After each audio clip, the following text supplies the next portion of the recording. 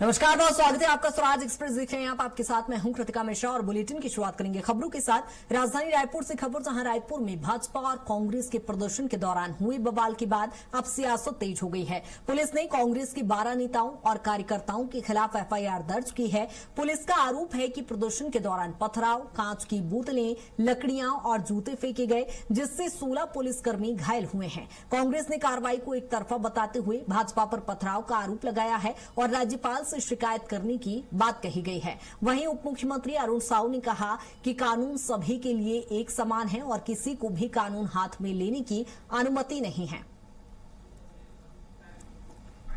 जहां छत्तीसगढ़ में बीजेपी और कांग्रेस दोनों ही दलों का जब प्रदर्शन चल रहा था तो बवाल की स्थिति मची। कल पूरी सरकार के इशारे पे, बल्कि पूरी सरकार के साथ भारतीय जनता पार्टी के लोगों ने कांग्रेस कार्यालय पे हमला बोला। कांग्रेस कार्यकर्ताओं के ऊपर पत्थर फेंके गए। पुलिस ने सरकार के दबाव में कांग्रेस कार्यकर्ताओं के ऊपर आंसू गैस के गोले छोड़े, लाठियों से प्रहार किया। घायल हमारे कार्यकर्ता हुए और रिपोर्ट भी हमारे कार्यकर्ताओं के खिलाफ लिखी गई है। पुलिस का यह रवैया तानाशाहीपूर्ण है और पक्षपातपूर्ण है। कांग्रेस पार्टी इसकी निंदा करती है। हमारे जिन कार्यकर्ताओं के खिलाफ झूठे मुकदमे दर्ज किए गए हैं उनको तत्काल वापस लिया जाना चाहिए। पुलिस इस बात को मत भूले कि यह लोकतंत्र है। आज उनकी सरकार है, कल हमारी सरकार आएगी। आप दबाव में काम मत करिए। हमारे कार्यालय पे हमला किया गया, पूरे के पूरे मंत्री आके अपने कार्यकर्ताओं के साथ हमारे कार्यकर्ताओं के ऊपर में हमला करते हैं। हमारे दफ्तर को घेरा गया, हमारे ऊपर पथराव किया गया, एफआईआर भी हमारे ऊपर। बेहद ही शर्मनाक है। पुलिस का यह चरित्र बताता है कि छत्तीसगढ़ की पुलिस अब भारतीय जनता पार्टी की अनुषंगिक संगठन बन चुकी है। कांग्रेस पार्टी इसको बर्दाश्त नहीं करेगी। हम राज्यपाल के पास जाएंगे, गुहार लगाएंगे, हम सारे विधिक रास्ते को अपनाएंगे और जो अन्याय हमारे कार्यकर्ताओं के साथ किया जा रहा है उसका हम कड़ा विरोध करते हैं। भारतीय पार्टी के आंदोलन के दौरान कांग्रेस पार्टी के लोग जिस प्रकार से डंडे लहरा रहे थे, सामने में आकर नारे लगा रहे थे, क्या बताना चाहते हैं?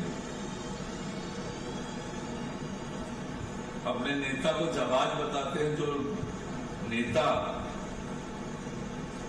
मान्य परंपरा, कानून व्यवस्था, संविधान से परे जाकर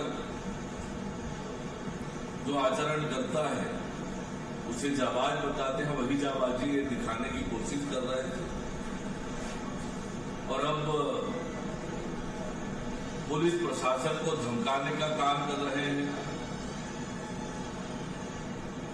सूरजपुर की घटना के दौरान इनके नेताओं ने पुलिस को धमकाया और अब ये धमका रहे हैं कि क्या साबित करना चाहते हैं। इनकी धमकियों से कोई डरने वाला नहीं है और सभी के लिए कानून समान है। सभी को कानून सम्मत आचरण करना चाहिए। लेकिन ये दुर्भाग्यजनक है कि कांग्रेस पार्टी न संविधान मानती है न कानून मानती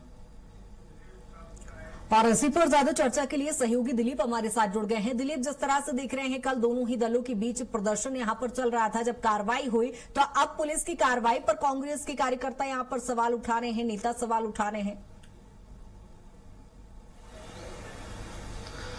जी बिल्कुल कृतिका, जिस तरह से कल जो बड़ी प्रदर्शन हो रहा था, क्योंकि राहुल गांधी और कांग्रेस ने पीएम आवास के बाहर जो प्रदर्शन किए थे, उसके बाद कांग्रेस ने सभी पूरे प्रदेशों में लोक भवन के सामने प्रदर्शन किए, राजभवन के सामने प्रदर्शन किए।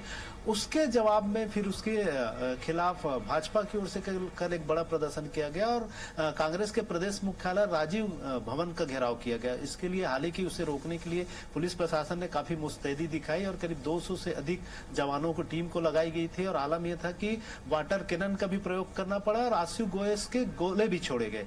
तो इस दौरान ये भी देखने को मिला कि दोनों तरफ से पानी के पाउच से भी हमले हो रहे थे दोनों तरफ से, क्योंकि दूसरी ओर कांग्रेसी थे, एक तरफ भाजपाई थे, तो कहीं न कहीं और कुछ जूते उते भी फेंके जा रहे थे। ये भी कहा जा रहा है कि कुछ पत्थरबाजी भी हुई है। हालांकि पुलिस इसको लेकर सीधे तौर पे कांग्रेस के जो 12 नेता हैं उनके खिलाफ एफआईआर किए हैं और 12 नेताओं को सहित अन्य लोगों को इसके लिए दोषी करार दिया है। और क्योंकि इस दौरान करीब 19 से 20 जो पुलिसकर्मी हैं वो भी घायल हुए हैं और उनका अस्पताल में इलाज चल रहा है। उन्हें देखने के लिए जो पुलिस कमिश्नर है रायपुर के डॉक्टर संजीव शुक्ला वो पहुंचे हुए थे, उन्होंने देखभाल की और फिर उसके बाद से ही कांग्रेस के जो नेतागण हैं उनके खिलाफ एफआईआर की गई है। हालांकि इस एफआईआर को लेकर कांग्रेस सवाल उठा रही है। उनका कहना है क्योंकि भाजपा के न सिर्फ संगठन बल्कि सत्ता के लोग, जिसमें मंत्री विधायक सभी शामिल थे, वे कांग्रेस मुख्यालय का घेराव करने पहुंचे और कांग्रेस के जो विरोध है उसको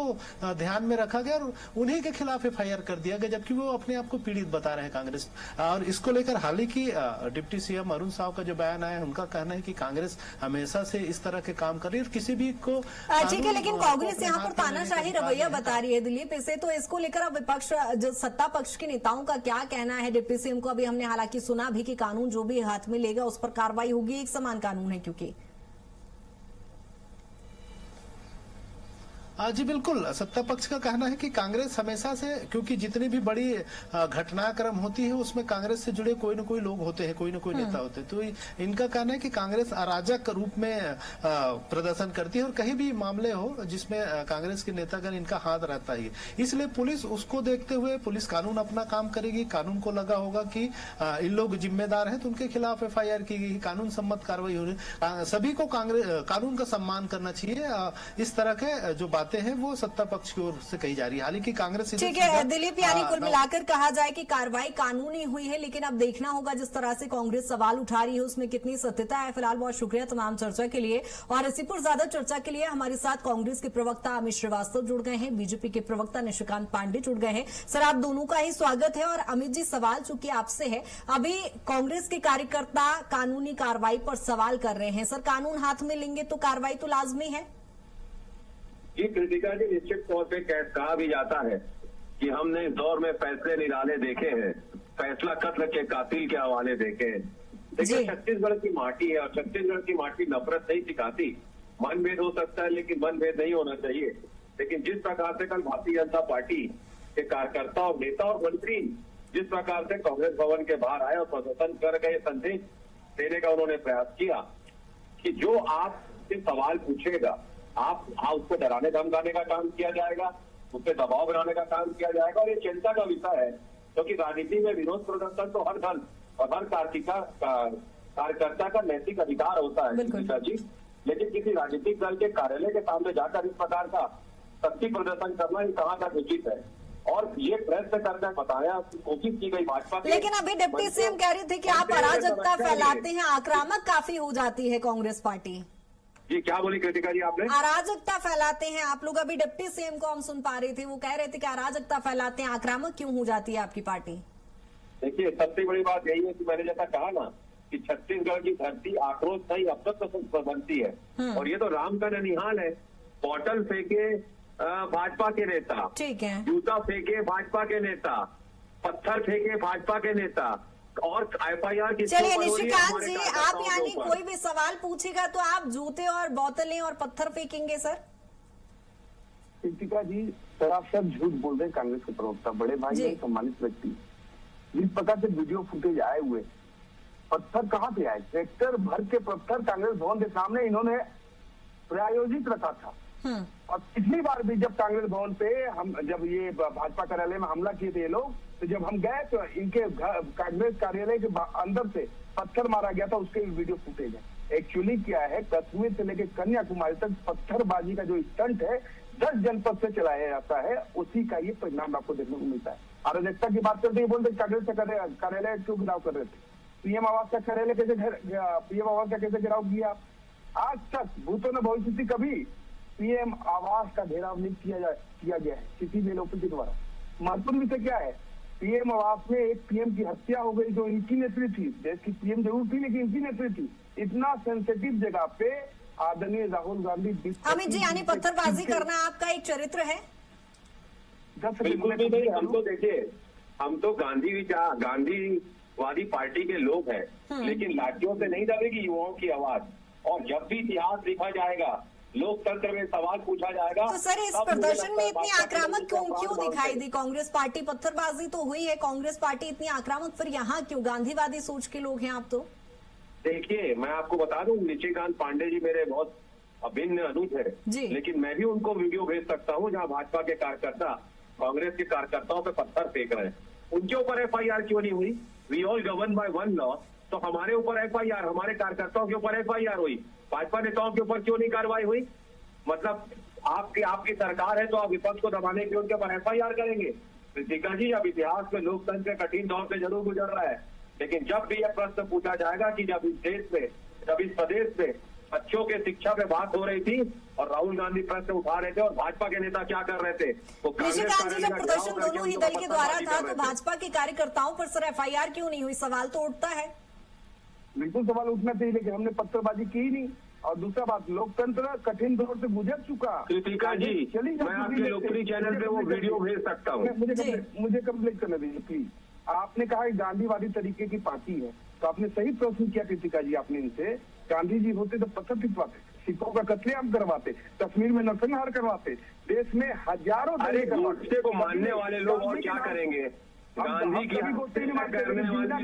पार्टी करेंगे। जिन्ना को मानने वाले हमसे बात नहीं कर सकते साहब। जिन्ना की मजार पे चादर अडवाणी जी चढ़ाते हैं, पाकिस्तान के प्रधानमंत्री को बिना बुलाए जाके बिरयानी प्रधानमंत्री खाते हैं, और आप कांग्रेस पे आरोप लगा रहे हैं निशिकांत जी। बाबर के मजार। ठीक है निशिकांत जी, लेकिन यहाँ पर लाठी चार्ज के लेकर, लाठी चलाने को लेकर तो वो उल्टा आप पर आरोप लगा रहे हैं। खैर, देखने वाली बात होगी वीडियो में। हालांकि दोनों ही दलों की ओर से पत्थरबाजी और प्रदर्शन हम साफ तौर पर देख पा रहे हैं। फिलहाल बहुत शुक्रिया निशिकांत जी तमाम चर्चा के लिए। अमित जी, आपका भी बहुत शुक्रिया चर्चा के लिए।